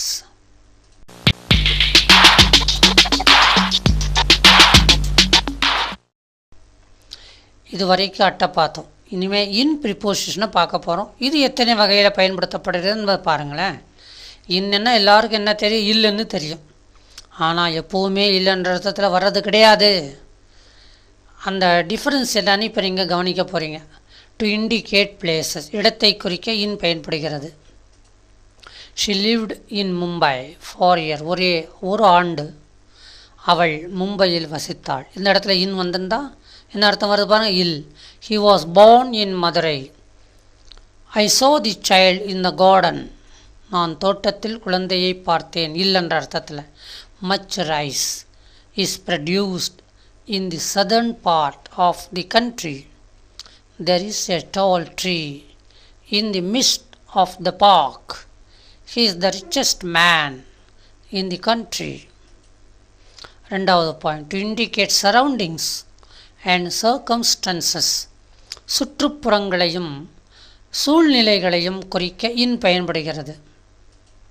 She walked out in the cold. அவள் குளிரில் வெளியே walked out நடந்தாள்னு அர்த்தம். Children love to play in the rain. In winter, men love to sit in the sun. They saw a snake in the shade. Do not walk in the dark. Weary bands of travelers or in some shady haunt. மூன்றாவது point to indicate time, காலத்தை குறித்து வரும்போது இன் பயன்படுகிறது. தி book will appear in March, அதாவது March மாதம் இந்த புத்தகம் வெளிவரும் என்று சொல்லதை இப்படி சொல்லலாம், இன் போட்டு சொல்லலாம். In the year of our Lord, in the times past, in future எதிர்காலத்தில், a man in his youth and in his old age. அதாவது இந்த சொற்றொடர் இது ஒரு வாக்கியம் கிடையாது, ஒரு சொற்றொடர். இப்போ 25 வயசில் நீங்கள் ஒரு ஃபோட்டோ எடுத்துருக்கிறீங்கன்னு வச்சுக்கிறேங்க, 45 வயசுலேயோ 60 வயசுலேயோ அந்த ஃபோட்டோவை பார்த்தீங்கன்னா உங்களுக்கே ஆச்சரியமாக இருக்குது, நான் தானான்னு. அதான் அந்த டிஃபரன்ஸ் சொல்கிறதுக்காக இன் யூஸ் பண்ணுறோம் பாருங்கள். எ man in his youth and in his old age. In the night of September 15th, none turned up in the morning. யாருமே காலையில் வரல, அது சொல்கிறதுக்கு இந்த மாதிரி ஒரு வாக்கியம். A noise in the middle of the night. To indicate something included, ஒன்றை உள்ளடக்கி இருப்பதை குறிக்க இன் பயன்படுகிறது. He is a man in his 20s. அவர் 20இல் இருக்கிறார். Economic depression in 1930s. Charity is not in him. என்ன அர்த்தம்? சார் அவன் பெரிய கஞ்சாம்பட்டி சார், ஈகையே அவனிடத்தில் இல்லை சார், அப்படி சொல்கிறோம் பாருங்கள். சேரிட்டின்னா ஈகை பிறவி குணம்னு சொல்லுவாங்க. அதாவது பிறருக்கு கொடுக்கணும்னு சில பேர் நினைப்பாங்க, சில பேர் அதையே திங்க் பண்ண மாட்டாங்க இல்லையா? அதான் பட்டினத்தார் சொன்னார், கொடுக்காதவன் இழிகுலத்தில் பிறந்தவன், கொடுப்பவன் உயர்ந்த குலத்தில் பிறந்தவன். அதாவது பிறக்கும் பொழுது கொடு வந்ததில்லை, பிறந்து மண்மேல் இறக்கும் பொழுது கொடு போவதில்லை, இடை நடுவில் குறிக்கும் இச்செல்வம் சிவன் தந்ததென்று கொடுக்கறியாது இருக்கும் குலாமகரை என் சொல்லுவேன் கச்சியகம் பண்ணினார். நம்மக்கிட்ட நிறைய செல்வம் சேருதுன்னா பிறருக்கு கொடுக்கணுமா, கொடுக்காமல் நாம் போயிட்டோம்னா அது பெரிய பாவம். அதனால தான் சாதி இரண்டொழிய வேறில்லை சாற்றுங்கால் மேதினில் இட்டார் பெரியோர் இடாதார் இழிகுலத்தோர் பட்டாங்கில் உள்ளபடினார் ஔவையார். யார் இடுகிறாரோ பிறருக்கு கொடுக்கிறாரோ அவர் பெரியவர், யார் கொடுக்கவில்லையோ அவர் கீழ்த்தரமானவர். இந்த 2 ஜாதி தான் இருக்கான் ஔவையார் சொன்னபடி. அதான் charity is not in him. No discount is allowed in the transaction. To indicate the act of dressing. பார்த்தீங்களா, உடை உடுத்துதலை குறிக்க இன் பயன்படுகிறதா. She is dressed in ascetic robe, the country in mourning robe. To indicate a condition, ஒரு நிலை நிபந்தனையை குறிக்க in பயன்படுகிறது. The books are piled up in good order. He is in an angry mood. Sir அவர் ரொம்ப கோபமாக இருக்காருன்னு சொல்கிறோம் இல்லையா, ஆங்கிரி மூடில் இருக்கிறார். She is in a jovial mood, ரொம்ப ஜாலியாக இருக்கிறார் சார், இப்போ சந்தோஷமான மூட்டில் இருக்கார். The village is plunged in darkness. Children are in a hurry to catch the bus. She is in love with learning. இது ஒரு வினோதமான லவ். என்ன சொல்லுங்கள், படிப்பதில் அவளுக்கு ஆசை, இதுதான் அந்த காதல். சில பேர் எப்போவுமே படிச்சுட்டே இருப்பாங்க. 65 வயசில் எம்ஏ எழுதுவார் ஒருத்தர். என்ன சார் இந்த வயசில் எழுதி என்ன சார் பண்ண போகிறீங்கன்னா, அவர் என்ன ஒரு ஆசைக்கு எழுதுகிறேன். அந்த லவ், படிக்கணுன்ற லவ்.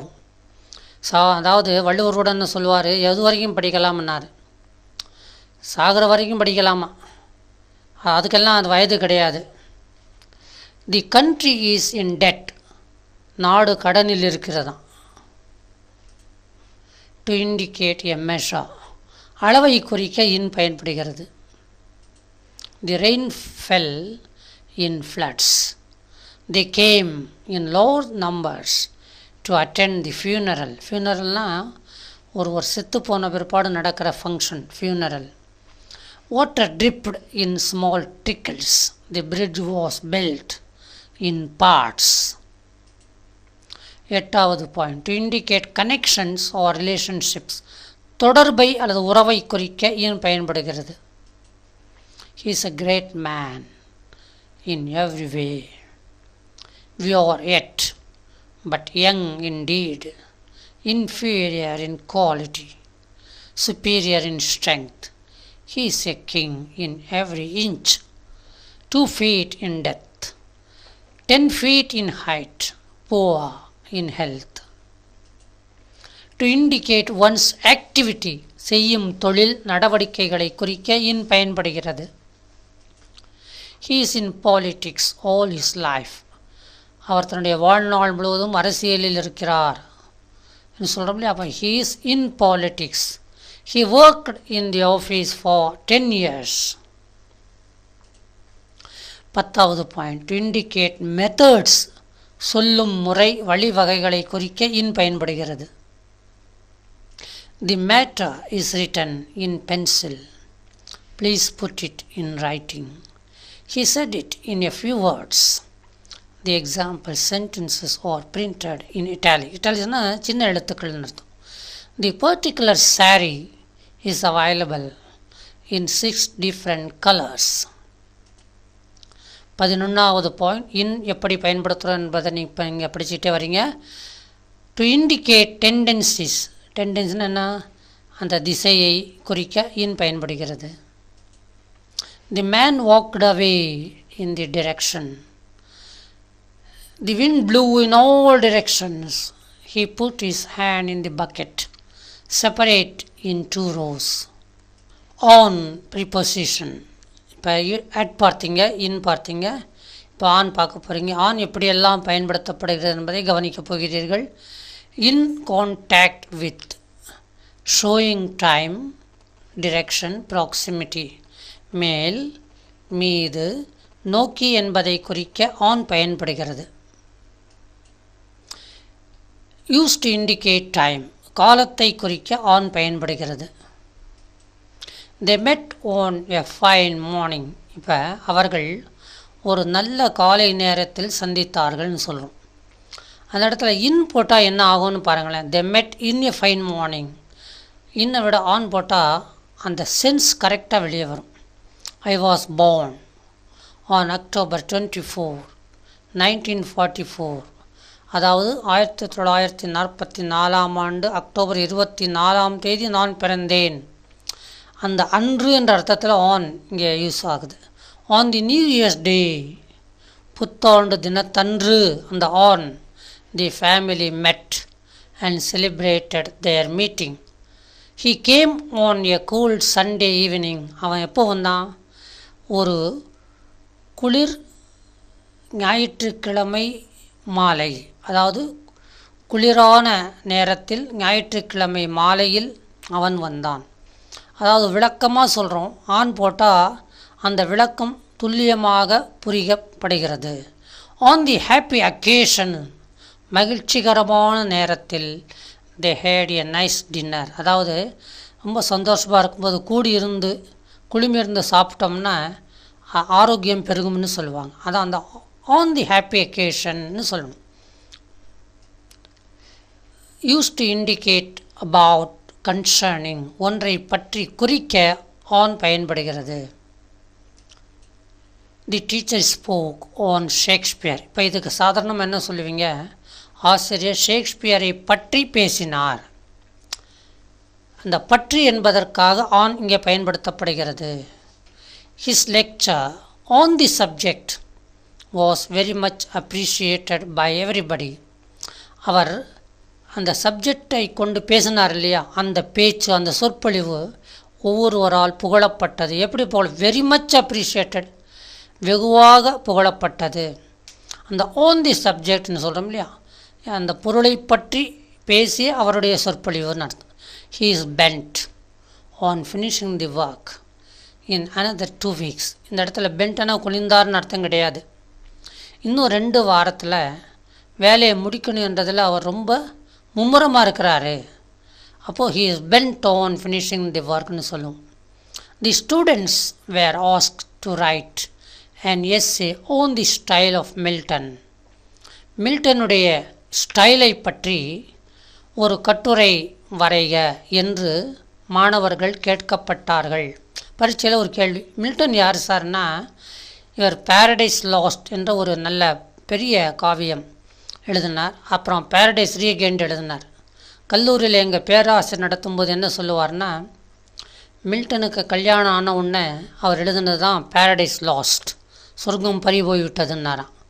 மனைவி இறந்த பிற்பாடு இன்னொரு புக் எழுதினாராம். அதுக்கு பேர் என்ன கொடுத்தார்?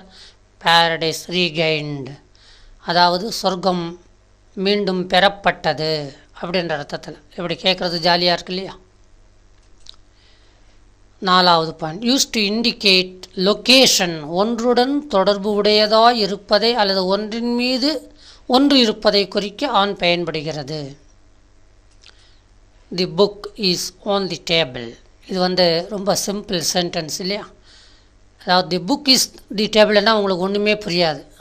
அந்த ஆன் என்ற ப்ரிப்போசிஷன் போடும்போது தான் அந்த சப்ஜெக்டுக்கும் பின்னாடி வர்ற வார்த்தைக்கும் என்ன தொடர்பு என்பதை அறிய முடிகிறது. She sat on the chair. நீங்கள் ஆனை எடுத்து படித்து பாருங்கள். She sat the chair. என்ன சார் ஒன்றுமே புரியலையே. She sat on the chair. அவள் நாற்காலியின் மீது அமர்ந்தாள். அந்த மீது on.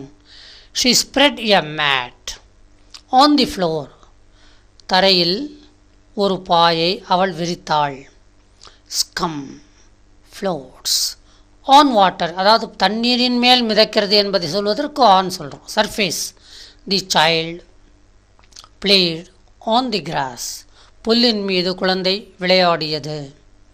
The figure on the blackboard resembles the teacher. மாணவர்களே சில சமயம் குறும்புத்தனம் பண்ணுவாங்க இல்லையா? வாத்தியார் கிளாஸுக்குள்ள நுழையிறதுக்கு முன்னால் ஒரு படம் வரைவாங்க. ஒரு சில பேர் மாணவர்கள் ஓவியர்களாகவும் இருப்பாங்க.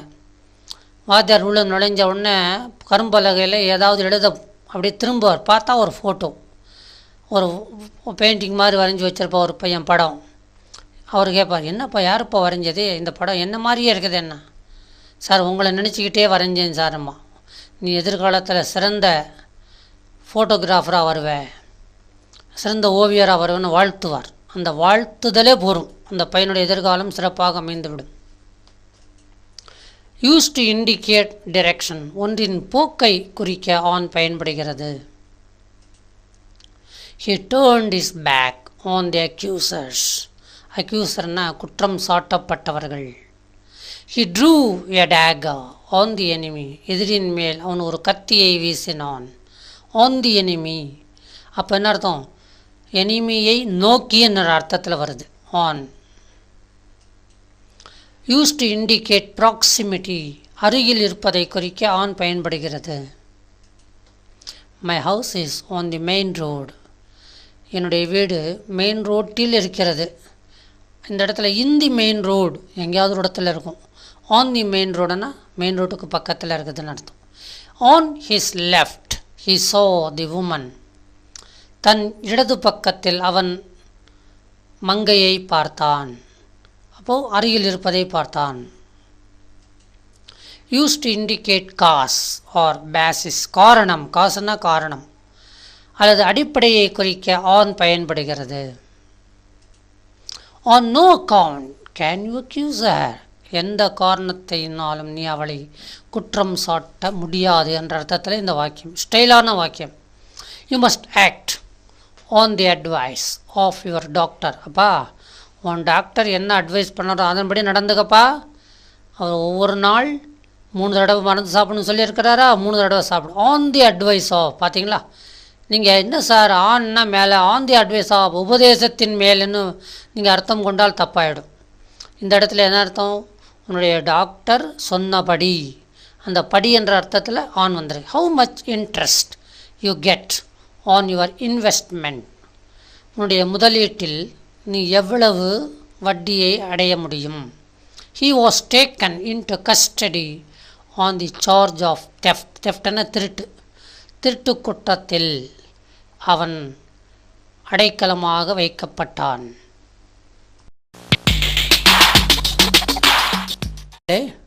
மாணவ செல்வங்களே, முதல் வாரத்தில் எப்படி ஆங்கிலத்தை வளர்த்து கொள்வது என்பதை பார்த்துவிட்டீர்கள்.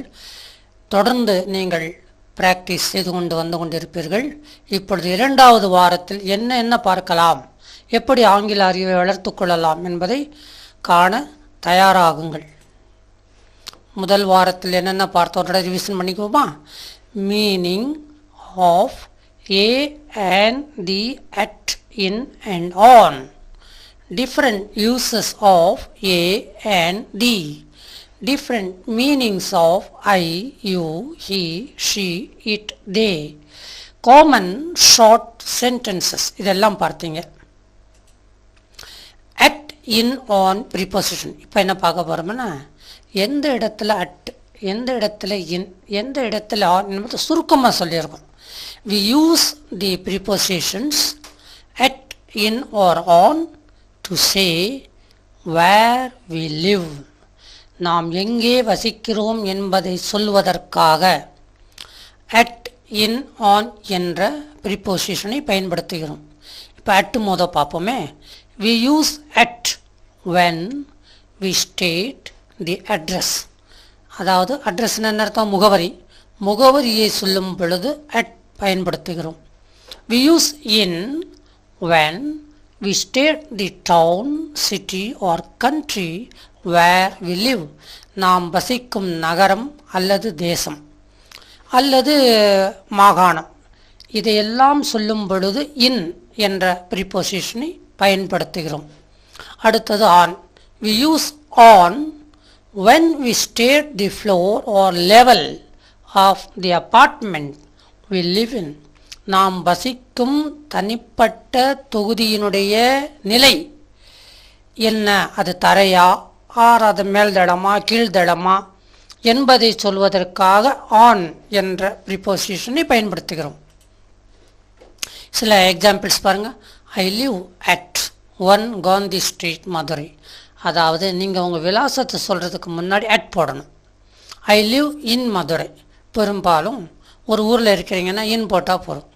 Kavitha lives on the first floor in AA towers. AA டவரின் முதல் மாடியில். இப்போ முதல் மாடியில்னு தமிழில் சொல்லும்போது இன் தானே வருது. முதல் மாடியின் மேல் சொல்ல முடியாது இல்லையா? ஆகையினால் தமிழிலிருந்து இங்கிலீஷ் டிரான்ஸ்லேட் பண்ணும் போதும் இங்கிலீஷிலிருந்து தமிழை டிரான்ஸ்லேட் பண்ணும் போதும் இந்த ஆணுடைய உண்மையான இயற்கையான பயன் என்ன, பிரயோஜனம் என்ன, பயன்படுத்தும் வகை என்ன என்பதை கண்டுபிடித்தால் தான் முடியும். ஆகையினால இந்த எக்ஸாம்பிள்லாம் தனியாக கொடுத்துரும். Kavitha lives on the first floor in AA towers. Kavitha AA டவர்ஸில் உள்ள முதல் மாடியில் வசிக்கிறாள். At, in preposition. We use at when we want to show that a person or thing is at an exact location or a particular point. ஒரு சரியான இடத்தில் அல்லது ஒரு குறிப்பிட்ட இடத்தில் ஒரு பொருளோ ஒரு மனிதரோ இருப்பதை குறிப்பிடுவதற்காக நாம் at என்ற prepositionனை பயன்படுத்துகிறோம். We use in when we want to show that a person or thing is inside something or in an enclosed area. enclosed னா மூடப்பட்ட, ஒரு மூடப்பட்ட ஏரியாவிலோ அல்லது ஒரு பொருளின் உள்ளேயோ ஒரு மனிதனோ ஒரு பொருளோ இருக்கிறார்கள் என்பதை காட்டுவதற்காக in என்ற prepositionனை பயன்படுத்துகிறோம். எக்ஸாம்பிள்ஸ் பாருங்கள். My sister is at the supermarket. என்னுடைய சகோதரி சூப்பர் மார்க்கெட்டில் இருக்கிறாள். Not the junction. ஜங்ஷன் என்ன அர்த்தம்? கூடுமிடம். அவள் சூப்பர் மார்க்கெட்டில் இருக்கிறாள் அட், ஆனால் எங்கே இருக்கிறான்னு தெரியாது. சூப்பர் மார்க்கெட்டில் இருக்கிறாள். ஆனால் my sister is in the சூப்பர் மார்க்கெட்னா உள்ளே இருக்கிறாள். Not outside. கிளியராக சொல்லிடுறோம். அவள் வெளியில் இல்லை, ஆனால் உள்ளே இருக்கிறா. அட்டு போடும்போது என்ன அர்த்தம்? உள்ளே எங்கேயோ ஒரு இடத்துல இருப்பாள், ஆனால் இன்னன்னா உள்ளே தான் இருக்கிறான்னு அர்த்தம். In, on preposition. We use in to show a person or thing below or partly below the surface. In என்ற prepositionனை பயன்படுத்துகிறோம். We use on when we want to show that a person or thing is just touching a line or the surface of something. ஒரு பொருளின் மேல் தளத்தையோ அல்லது ஒரு கோட்டையோ touch பண்ணிக்கொண்டு, அதாவது தொட்டுக்கொண்டு ஒரு பொருளோ ஒரு மனிதரோ இருக்கிறார்கள் என்றால் என்ன சொல்கிறோம்? ஆன் என்ற ப்ரிப்போஷனை அந்த இடத்துல பயன்படுத்துகிறோம். இப்போ எக்ஸாம்பிள்ஸ் பாருங்கள். பேப்பர் ஃப்ளைஸ் இன் தி ஏர். காற்றில் காகிதம் பறக்கிறது. ஆனால் there is a paper boat on the water. தண்ணீரின் மேல் ஒரு காகித படகு இருக்கிறது. இப்போ உங்களுக்கு வித்தியாசம் புரிஞ்சிருச்சா? தண்ணீரின் மேலே தான் படகு, காகித படகு இருக்கும், தண்ணீருக்கு உள்ளே இருக்காது. இந்தி வாட்டர்னா போயிடும், அர்த்தம் மாறிடும். பிசைட் இது ஒரு நல்ல ப்ரிப்போசிஷன். நீங்கள் பிசைடுன்னு ஒரு ப்ரிப்போசிஷன் இருக்குது, பிசைட்ஸ் ஒரு எஸ் சேர்த்து பிசைட்ஸ்னு சொல்லுவோம், அது ஒரு தனி ப்ரிப்போசிஷன். ரெண்டையும் கன்ஃபியூஸ் பண்ணிக்கக்கூடாது என்பதற்காக ரெண்டையும் தனித்தனியாக அர்த்தத்தோடு எப்படியெல்லாம் எந்த இடத்திலெல்லாம் இந்த பிசைடும் பிசைட்ஸும் பயன்படுத்தப்படுகிறது என்பதை துல்லியமாக நாம் காட்டுவதற்கு முயற்சித்திருக்கிறோம். பை தி சைட் ஆஃப் அண்மையில், பக்கத்தில் என்பதை குறிக்க பிசைட் பயன்படுகிறது. He is the God of gods and none beside him. அவன் கடவுளுக்கு எல்லாம் கடவுள், வேறு யாரும் அவன் அருகில் இல்லை. இப்போது அவன் அருகில் beside him. beside wide off mark question etc. குறி வகையில் விலகி, கேள்விக்கான பதில் வகையில் தொடர்பின்றி என்பதை குறிக்க பிசைட் பயன்படுகிறது. அதாவது ஒரு பொருளுக்கும் இன்னொரு பொருளுக்கும் விலகி தொடர்பில்லாமல் இருப்பதை காட்டுவதற்கு ஒய்ட் ஆஃப் என்ற அர்த்தத்தில் பிசைட் பயன்படுத்தப்படுகிறது. Our job is to do what we are told whether is right or wrong is beside the point. அப்பா நம்ம வேலை என்ன தெரியுமோ, நமக்கு என்ன சொன்னாங்களோ அதை செய்கிறது தான் நம்ம வேலை. அது ரைட்டா தப்பா என்பதையெல்லாம் நாம் ஆராய்ச்சி செய்யக்கூடாது என்ற அர்த்தத்தில் பிசைட் தி பாயிண்ட் என்று சொல்லியிருக்கிறோம். இன் அடிஷன் டு மேலும் என்பதை குறிக்க பிசைட்ஸ் பயன்படுகிறது. இப்போ பிசைடுன்னா அருகில், பிசைட்ஸ் ஏன்னா இன்னும் கொஞ்சம் சேர்த்துக்கணுன்றதுக்காக. இந்த வாக்கியத்தில் நீங்கள் ஒரு ஏற்கனவே தெரிந்து கொண்ட ஒரு உண்மையை கண்டுபிடிக்கப் போகிறீர்கள். And besides him you have neither patron நார் ஹெல்ப்பர். இந்த இடத்துல ஹிம் என்றதுக்கு ஹெச் கேபிட்டல் போட்டிருக்கோம். அப்படி என்ன நடத்துன்னு சொல்லுங்களேன். ஓ, கடவுளை பற்றி தான் சொல்லணும் இல்லையா?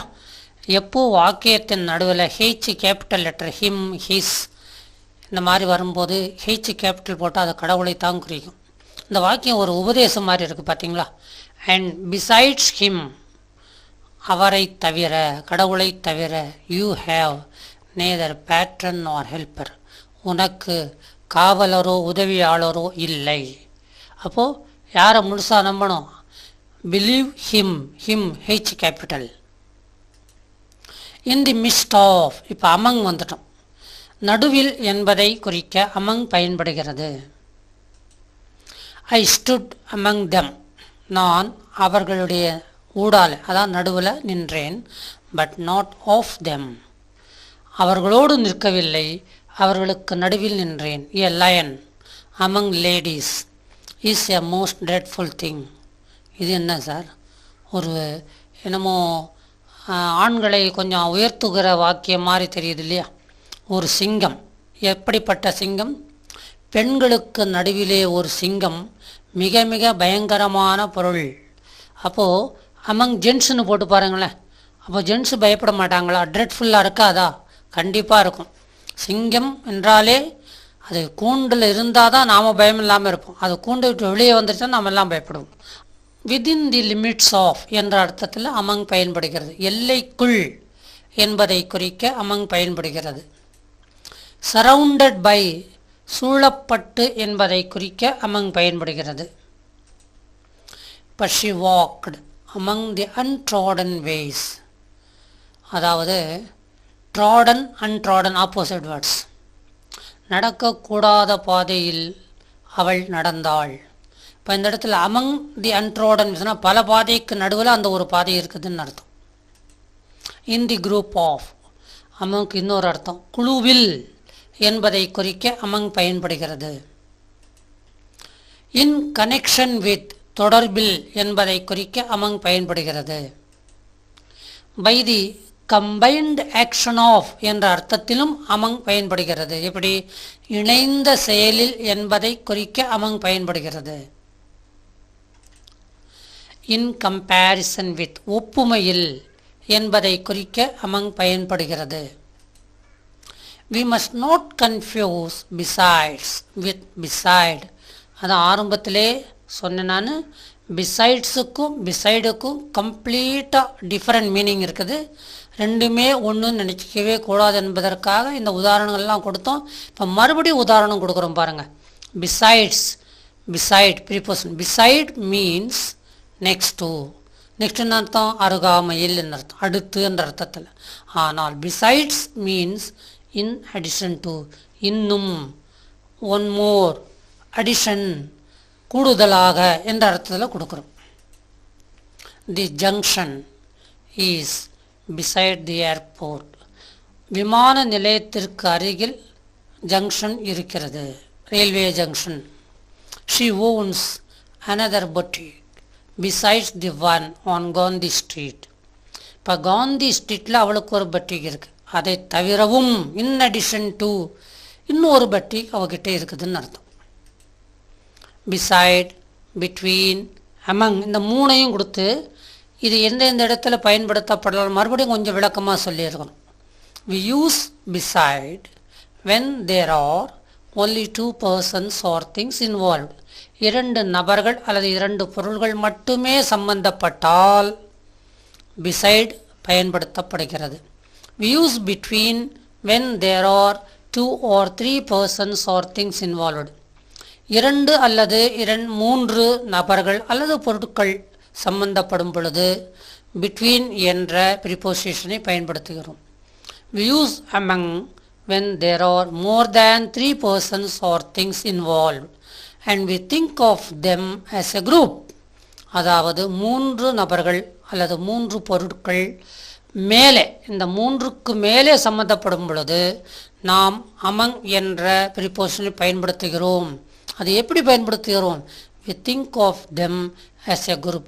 அவை அனைத்தையும் ஒரு குழுவாக, ஒரே இனமாக நினைத்து அமங்கை பயன்படுத்துகிறோம். இப்போ மூன்றுக்கும் ஒரு உதாரணம் கொடுத்துருக்கோம் பாருங்கள். I sit beside Ram. நான் ராமனுக்கு அருகில் அமர்கிறேன்.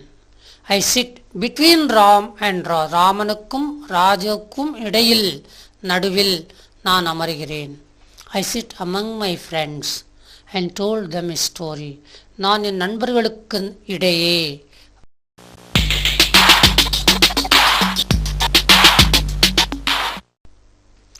இப்போ பிலோ புது ப்ரிபோசிஷன். லோயர் இன் ரேங்க், பிளேஸ் எட்ஸெட்ரா. தகுதி, இடம் ஆகியவற்றில் குறைந்த என்பதை குறிக்க பிலோ பயன்படுகிறது. லோனாலே குறைந்தது தானே, அதுக்கு ஒரு பிஇ சேர்த்துருக்கோம் பாருங்கள், பிலோ. அடுத்த மீனிங் அன்வோதி, தகுதி இல்லாத என்பதை குறிக்க பிலோ பயன்படுகிறது. இன் எ லோயர் பொசிஷன் ஆர் பிளேஸ், தகுதியில், இட வகையில் தாழ்வாக என்பதை குறிக்க பிலோ பயன்படுகிறது. அண்டர், இப்போ பிலோன்னாலும் கீழே, தாழ்வாகன்னு அர்த்தம். அண்டர்னாலும் கீழேன்னு அர்த்தம். ஆனால் ரெண்டுக்கும் மைன்யூட் டிஃப்ரென்ஸ் இருக்குது. அதையும் நீங்கள் விரிவாக தெரிஞ்சிக்க போகிறீங்க, விளக்கமாக தெரிஞ்சிக்க போகிறீங்க.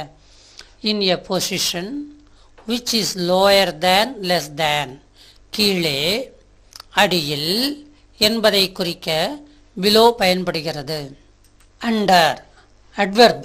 இப்போ அட்வெர்ப்னு என்ன அர்த்தம்? வினை உரிச்சொல். நடந்தான், வேகமாக நடந்தான். இந்த வேகமாக என்பது வினை உரிச்சொல். அது மாதிரி அண்டர் வினை உரிச்சொல்லாக வருகிறது. இன் எ லோயர் பொசிஷன், கீழ்நிலையில், அடியில் என்பதை குறிக்க அண்டர் பயன்படுகிறது. We use both below and under to show a person or thing is in a lower position than someone else or something else. வேறு ஒருவரை காட்டிலும், வேறு ஒரு பொருளை காட்டிலும், ஒருவரோ ஒரு பொருளோ கீழ்நிலையில் இருப்பதை குறிப்பதற்காக பிலோ, அண்டர் என்ற இரண்டு ப்ரிபோசிஷனை பயன்படுத்துகிறோம். They are different in this way. ஆனால் அவை வெவ்வேறு விதமாக பயன்படுத்தப்படுகிறது. எப்படி பாருங்கள்? Below lower than but not necessarily vertical, கீழே தான் இருக்குது ஆனால் நேராக இருக்கணுன்ற அவசியம் இல்லை. Under lower than and covered by the thing in a higher position, அது கீழே இருக்குது ஆனால் ஒரு உயர்நிலையில் அது சூழப்பட்டிருக்கிறது. இப்போ இந்த உதாரணம் பார்த்தீங்கன்னா புரிஞ்சிடும். The post under secretary is below secretary. இப்போ நீங்கள் சில ஆஃபீஸில் போனீங்கன்னா செயலர் உதவி செயலர்னு போட்டிருப்பாங்க. அப்போது அண்டர் செக்ரட்டரின்னா என்ன அர்த்தம்னா செக்ரட்டரி என்ற நிலையை விட கொஞ்சம் தாழ்வான நிலை என்பதை குறிப்பதற்காக அண்டர் செக்ரட்டரின்னு அர்த்தம். ஆனால் நீங்கள் செக்ரட்டரிக்கு கீழே தான் அவர் உட்காந்துருக்கணும், அவர் பெஞ்சு கீழே ஒரு பெஞ்சு போட்டு உட்காந்துருன்னு அர்த்தத்தில் எடுத்துக்கக்கூடாது பிலோ போடும் பொழுது. ஆனால் இப்போ அடுத்த வாக்கியம் பாருங்கள். The thief hid under the bed. படுக்கையின் அடியில் திருடன் ஒளிந்து கொண்டான்.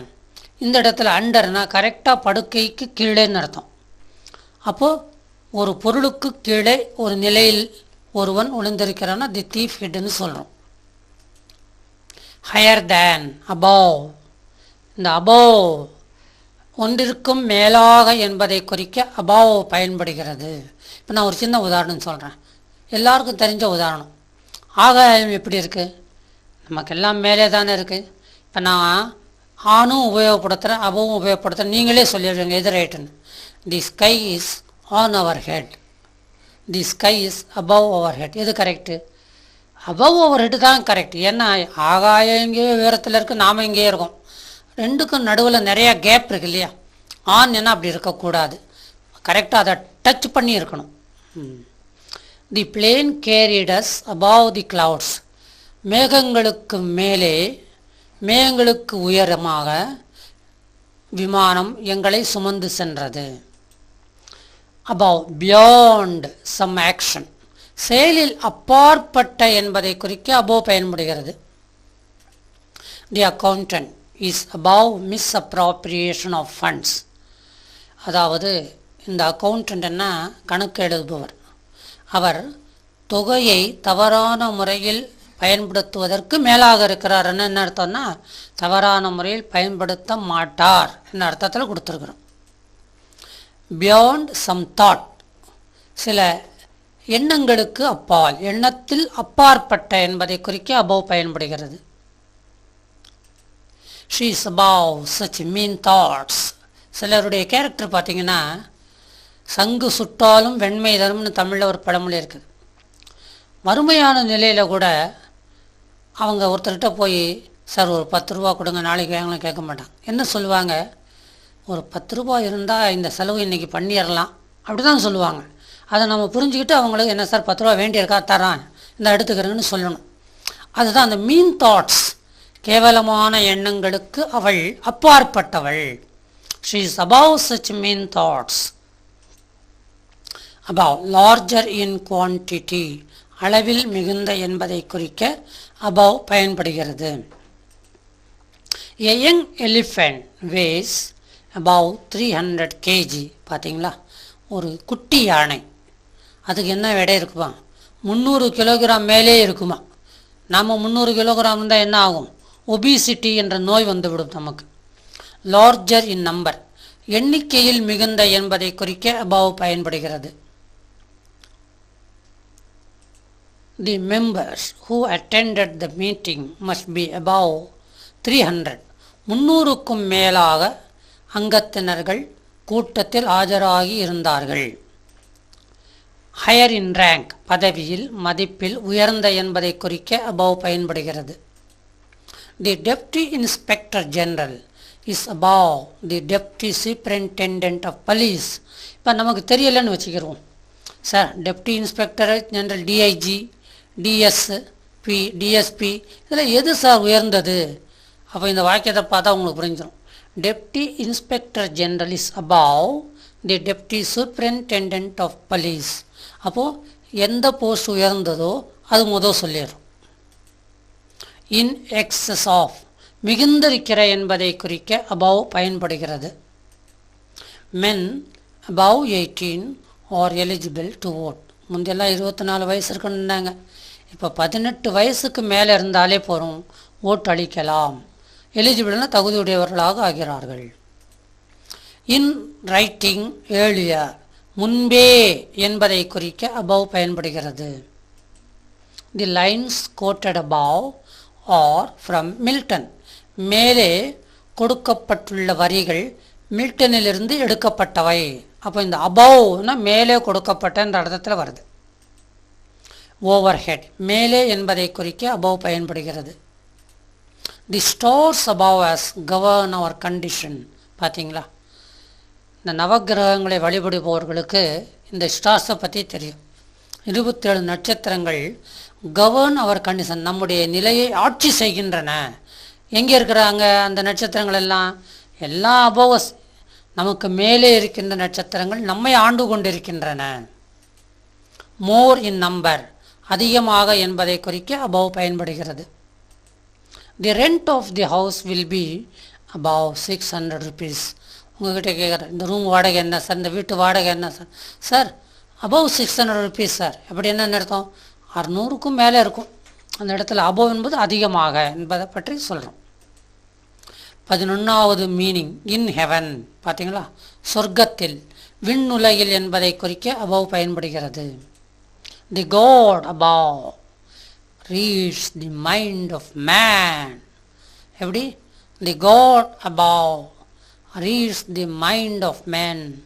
கடவுள் நாம் செய்கிற நல்லது கெட்டது எல்லாத்தையுமே கவனிச்சுக்கிட்டு இருக்கிறார். நம்ம தப்பு செஞ்சாலும் அவருக்கு தெரியும், ரைட்டாக செஞ்சாலும் அவருக்கு தெரியும். அவர் நம்முடைய மனதை படித்து கொண்டிருக்கிறாராம். கடவுள் எங்கே இருக்கிறார்? மேலே இருக்கிறார். அபவ்னா இந்த இடத்துல எங்கே?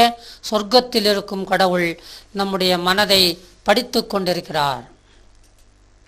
above higher in authority அதிகாரத்தில் விஞ்சிய என்பதை குறிக்க above பயன்படுகிறது. The men above in the secretariat will have to ratify the proceedings. அதாவது செக்ரட்டரியேட்னா இந்த மாகாணத்தில் தலைநகரம் இருக்கும் இல்லையா, இப்போ சென்னை மாகாணத்தில் தலைநகரம் இருக்குது, அங்கே ஒரு செக்ரட்டரியேட்னு ஒரு ஆஃபீஸ் இருக்குது. அதாவது அங்கு நடக்கும் மந்திரிகளுடைய செயல்கள், மந்திரிகளுடைய வெவ்வேறு இலாக்காவின் செயல்களை கவனிக்கும் ஆஃபீஸ், அதற்கு செக்ரட்டரியேட்னு பேர். தி மென் above in the secretariat will have to ratify the proceedings. நடைமுறைகளை அவர்கள் தான் கவனிக்க வேண்டும். said earlier முன்பே என்பதை குறிக்க above பயன்படுகிறது. The above passage is the central theme of the article. ஆர்டிகிள்னா ஏஆந்தின்னு நினைக்கக்கூடாது, கட்டுரைன்ற ஒரு அர்த்தம். இந்த கட்டுரையின் தீம் என்ன? முக்கியமான நோக்கம்.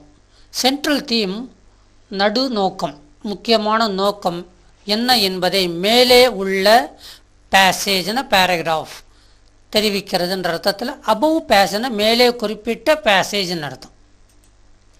above all more than anything அனைத்திற்கும் மேலாக என்பதை குறிக்க above பயன்படுகிறது. honesty should be valued above all things. பார்த்தீங்களா, நல்ல பழமொழி. honesty என்னென்னு அர்த்தம்? honesty is our best policyன்னு சொல்லுவோம். சார் ரொம்ப ஆனஸ்ட் மேன் சார்னா கௌரவமான மனிதன். இந்த கௌரவம் எல்லா பொருள்களை விட மிக அதிகமாக கணக்கிடப்படுகிறது, கணக்கிடப்பட வேண்டும். அதாவது ஒருவருடைய மதிப்பை, அவருடைய ஆனஸ்டி என்ற மதிப்பை நாம் எல்லோரும் கணக்கில் வைத்து கொள்ள வேண்டும் என்ற அர்த்தத்தில் கொடுத்துருவோம். above board without deception ஐயத்திற்கு அப்பாற்பட்டதை குறிப்பிட above பயன்படுகிறது. do not suspect the typist. அப்பா அந்த டைப்பிஸ்ட்டை சந்தேகப்படாதப்பா. she is above board. அவள் இந்த போர்டுக்கும் மேலானவள். என்னன்னு அர்த்தம்? இந்த போர்டில் இருக்கிறவங்கள அவள் உயர்ந்தவள் என்ற அர்த்தத்தில். 16வது அர்த்தம் அபவுக்கு. எத்தனை அர்த்தம் இருக்குது பார்த்தீங்களா? நீங்கள் பள்ளிக்கூடத்தில் என்ன படிச்சிருப்பீங்க? அபவுன்னா மேலே, அப்படி தான் படிச்சிருப்பீங்க. ஆனால் இந்த அபவு எப்படியெல்லாம் பயன்படுத்தப்படுகிறது என்றதை இப்போ நீங்கள் உன்னிப்பாக கவனிச்சுக்கிட்டே இருக்கிறீங்க. above one's head, beyond one's understanding புரிந்து கொள்ள முடியாத ஒன்றை குறிக்க above பயன்படுகிறது.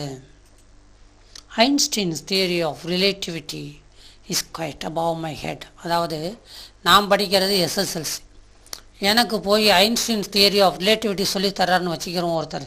அப்பா என் மண்டையில் இது ஏறாதுப்பான்னு சொல்லணும் பாருங்கள், இதுதான் above my headன்னு சொல்கிறோம். இந்த மாதிரி நிறைய விஷயங்கள் நம்ம மண்டையில் ஏறாமல் இருக்கும். அப்போது above my headன்னு சொன்னால் போகிறோம். above men already indicated ஏற்கனவே குறிப்பிடப்பட்டவர்களை குறிக்க above பயன்படுகிறது. all the above in the list are eligible for promotion. இந்த லிஸ்ட்டில் குறிப்பிடப்பட்ட மேற்சொன்னவர்கள் அனைவரும் ப்ரமோஷனுக்கு தகுதியானவர்கள். above 18வது மீனிங் stated earlier, ஏற்கனவே கூறப்பட்டவை என்பதை குறிக்க above பயன்படுகிறது. For additional information kindly refer to the above.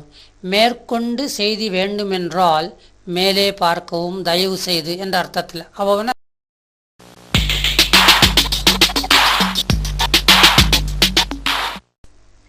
We use both above and on to show a person or thing is in a higher position than someone else or something else. இது எல்லாருக்கும் தெரியும்.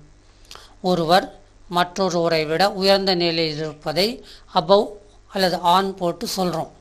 அதே மாதிரி ஒரு பொருள் இன்னொரு பொருளை விட உயர்ந்த நிலையில் இருப்பதை on அல்லது above போட்டு சொல்கிறோம். ஆனால் பயன்படுத்தும் விதம் வேறு. They are different in this way. எப்படி? above, higher than and not touching the surface of the thing below. இது மேலே உயர்ந்த நிலையில் இருக்குது, ஆனால் அந்த சர்ஃபேஸ் அதாவது மேல் பாகத்தை தொடாமல் இருப்பது அந்த சமயத்தில் above. ஆனால் ஆன் என்பது எப்படி என்ன? ஹையர் தேன், மேல் நிலையில் உள்ளது. But touching the surface of the thing below, கீழே உள்ள பொருளை தொட்டு கொண்டு இருக்கிறது என்ற அர்த்தத்தில் ஆன் பயன்படுத்தப்படுகிறது. எக்ஸாம்பிள்ஸ் பாருங்கள். The photo is placed above the table. மேஜைக்கு மேலே ஃபோட்டோ வைக்கப்பட்டிருக்கிறது. என்னென்ன அர்த்தம்? மேஜைக்கும் ஃபோட்டோவுக்கும் தொடுதல் கிடையாது. ஃபோட்டோ டேபிளை தொட்டுக்கொண்டு இருக்கவில்லை. ஆனால் ரெண்டாவது வாக்கியம் பாருங்கள். The photo is placed on the table. மேஜையின் மேல் ஃபோட்டோ வைக்கப்பட்டிருக்கிறதுன்னு அர்த்தம். மேஜையை தொட்டுக்கொண்டு ஃபோட்டோ இருக்கிறது. அப்போ ஆன் எப்படி பயன்படுத்தணும், above எப்படி பயன்படுத்தணும், இந்த ஒரு எக்ஸாம்பிள், அதாவது இந்த ரெண்டு வாக்கியம் மூலமாக நீங்கள் நல்லா தெரிஞ்சுக்கலாம். Behind